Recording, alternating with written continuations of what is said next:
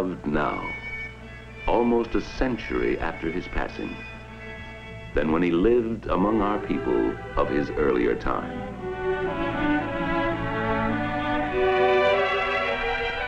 It is proper that his nation pays him honor by putting his likeness, grave and kindly, on the most abundant of our coins.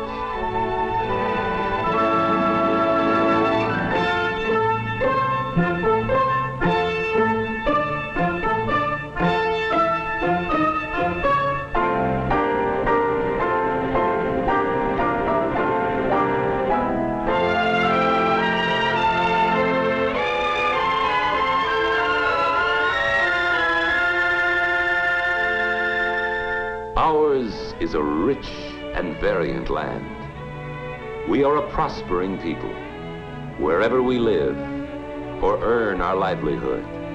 We have bounties beyond those known to the people of any other day, and as responsible as anyone else for the care of these bounties is the woman in the American home. More often than not, it is the woman who holds the family purse strings to stretch out the family paycheck.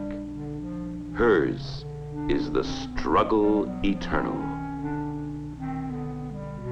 Always the difficult goal, making our money reach out to cover more of our needings or wantings and luxuries. Meeting the unexpected happenings that any family has always to expect.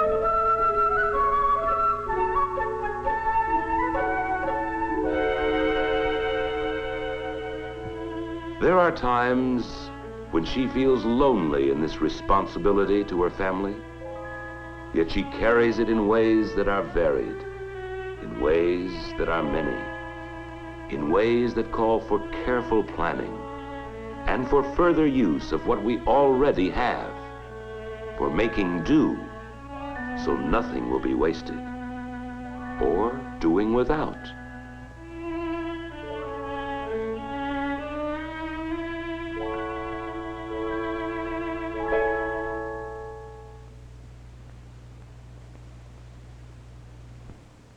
She unfolds and refolds the paycheck and molds it in the ways of thrift, making a fine art of doing so.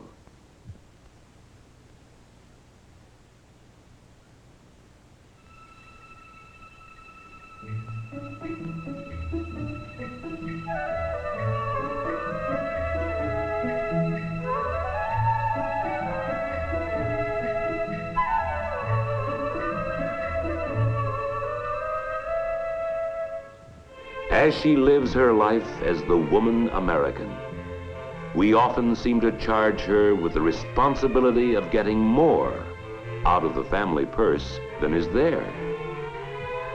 Her art of working with the family helps provide us with the daily necessities and perhaps some of our delightful American privileges of life.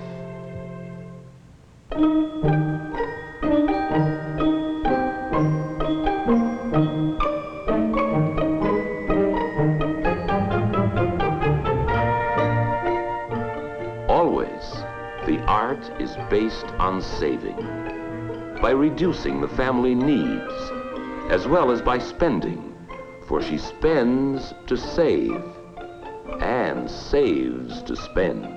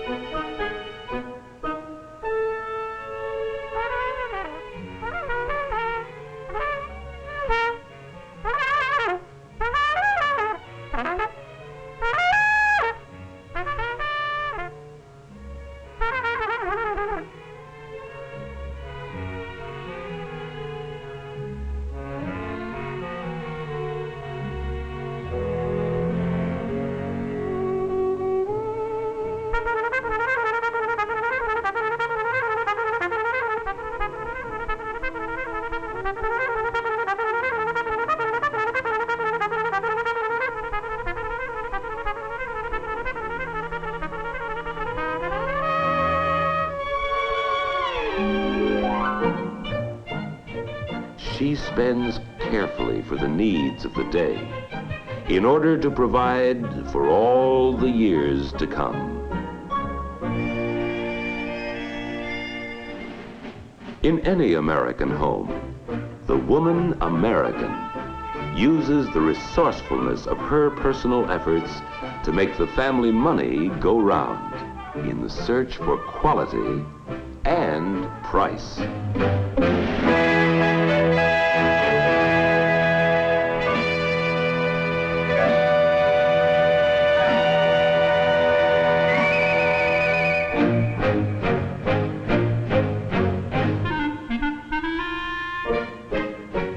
If the purchases have been good ones, they can serve new owners as time goes on, and will last, and last, and last, and last, and last.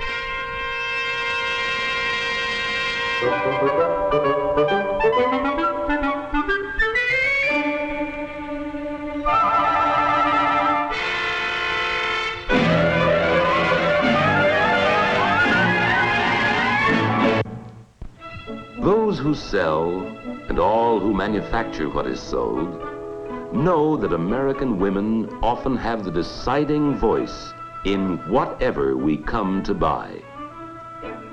They offer her the romance, the adventure of choosing from foods gathered from the four corners of America, and indeed from all the world, all well lighted for selection, placed where she can reach them, arranged for time-saving as well as money-saving selection, even though she may shop only once a week.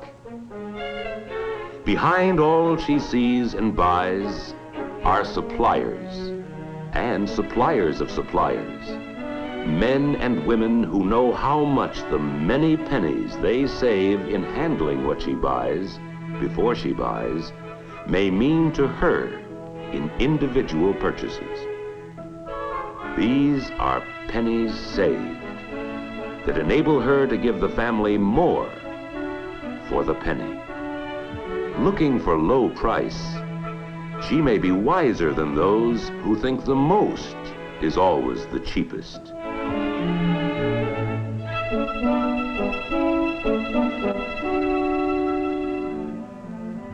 Or wiser than those whose idea of saving is to spend gasoline driving around the block, looking for a parking meter with free time left on it.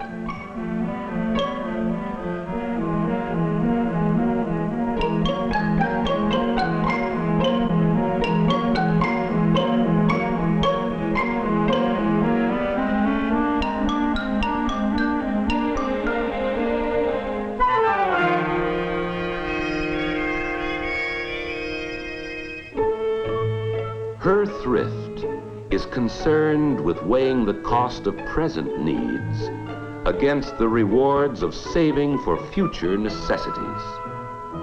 While always she considers price, she looks also for those values, those qualities that provide for better appearances or promise to give us lasting satisfactions. We see to it that whatever we buy is functional, that it is individually suited to the purpose for which we are to use it. The fine art of practicing economy with a larger view.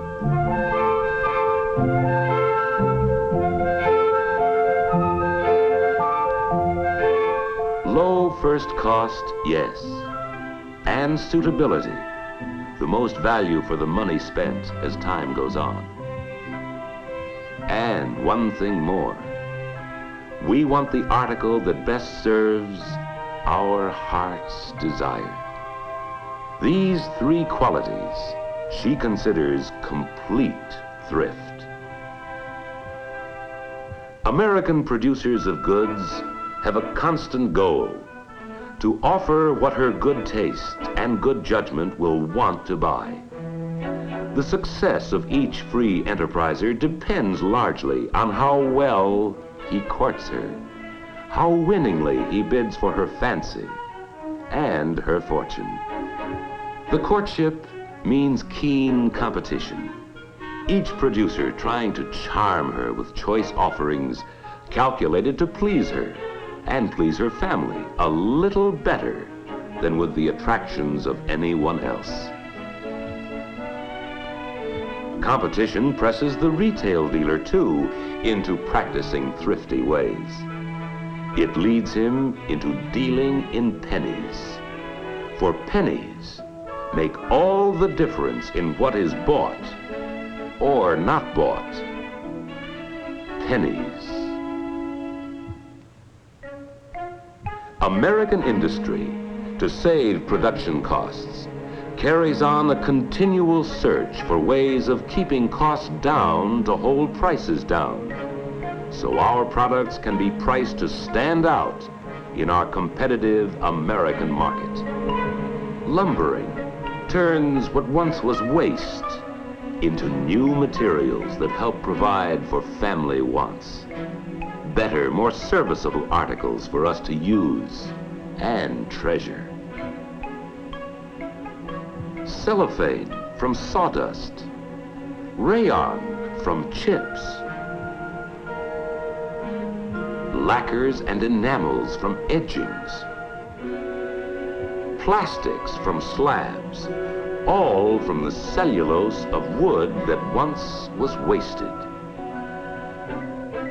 Costs are lowered often and prices held down by packing only the concentrated goodness, the essence of the goodness, and so reduce the costs of shipping needless bulk.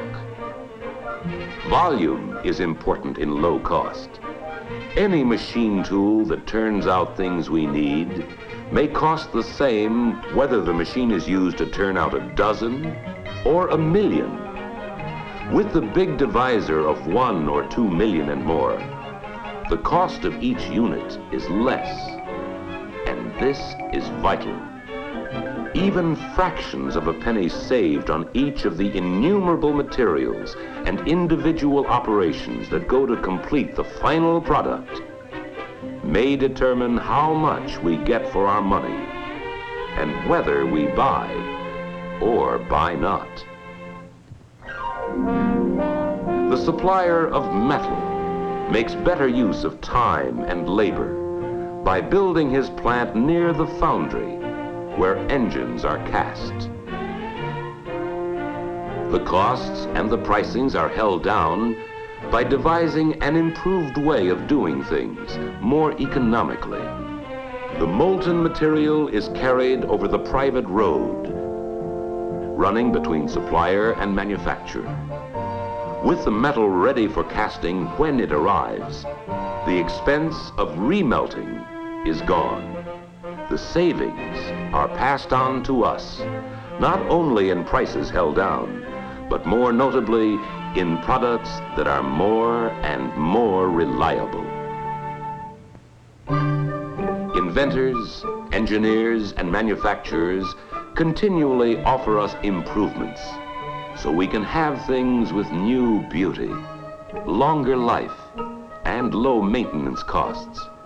Improvements we can afford because they are economically produced, and that can be bought by more and more people for less money than they ever cost. There is something else we want too. An opportunity to choose the attraction that serves the purpose for which we want it. Our wants and tastes differ. We are not all alike in what we like. Some of us have one like. Someone else has another like that's different.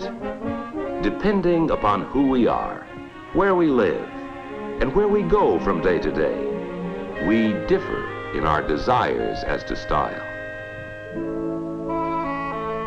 Some families roll away on long trips once a year. Others take their travel in weekend lots.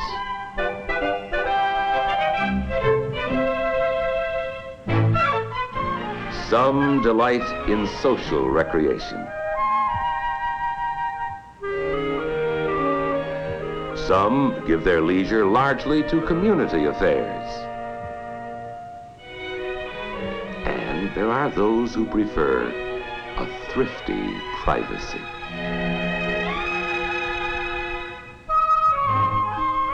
In many homes, the wife is a career woman.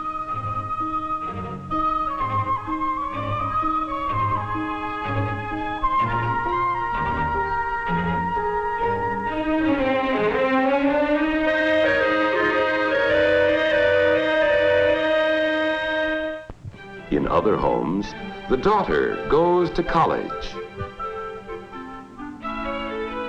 And then there are families where father and son form a working team. Whatever our way of life, our savings include giving the best of far-seeing care to the possessions we rely on. We insist on quality and give it the treatment quality deserves. In the come and go of buying, in saving and conserving for family needs, each of us is an individual. Each of us wants what will suit us and our own folks best. And so the producers of our free enterprise goods have to work to give us a wide variety of good old American choice.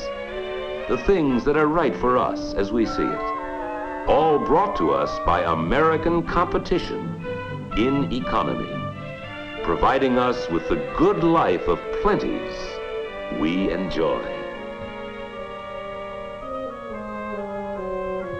Among the things of our good life is the vast array of food choices we have. The homes, tailored and equipped to meet our individual needs, according to each family's interests and each one's style of living.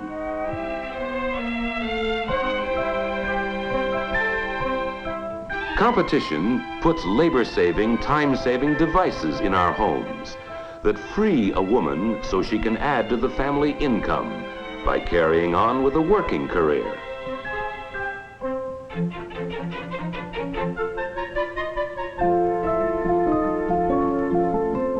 While she and her family are out, these conveniences breathe life into a house. The evening meal started, the house warm, and the lights on when they begin to return at night.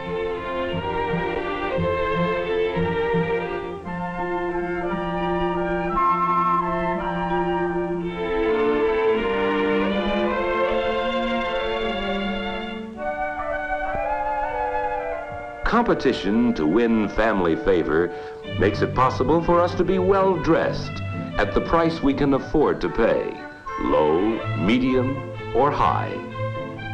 But our thrift does more than spur competition in material offerings of convenience and service.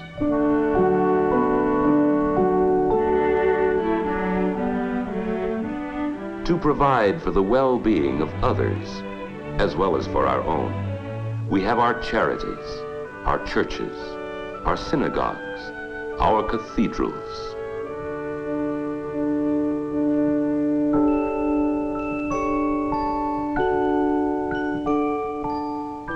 Our traditional American thrift, and particularly the thrift of our womenfolk, finds the way to provide for the future.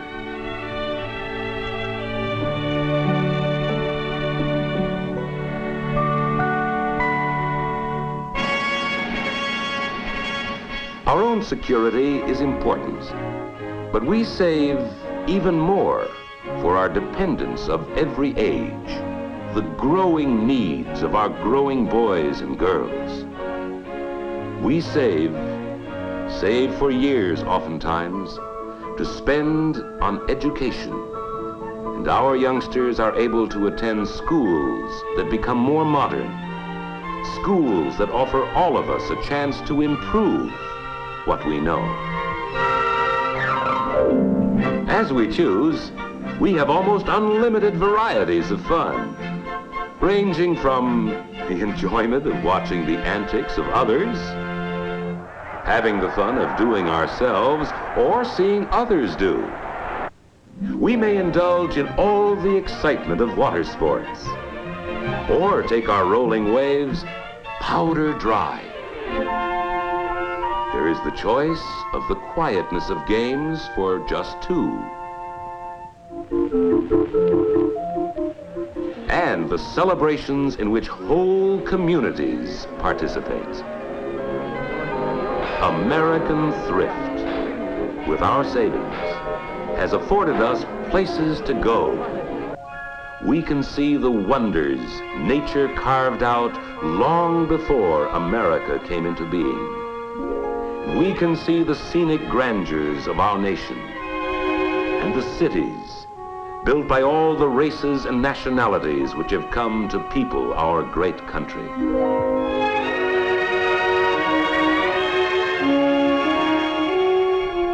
Our abundance is big and comes from bigness.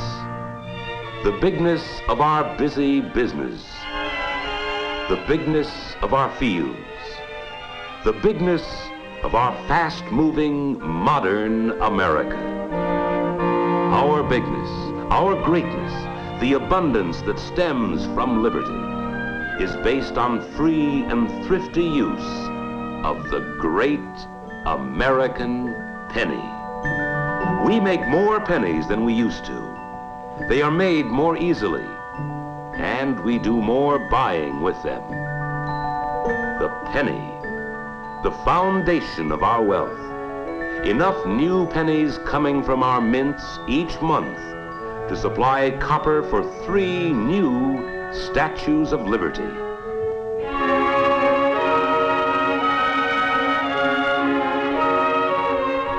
Originating in the spiritual values of liberty and spurred on by a thrifty sense of progress, we live in an age of growing abundance. As we grow and see all that is so wonderful in our land,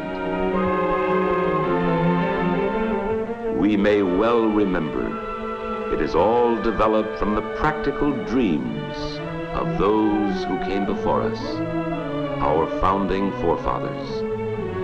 Those who thriftily paved the way for our producers to turn out whatever may best meet the economy demands of our individual American needs and askings, and for our liberty to buy whatever we each may choose.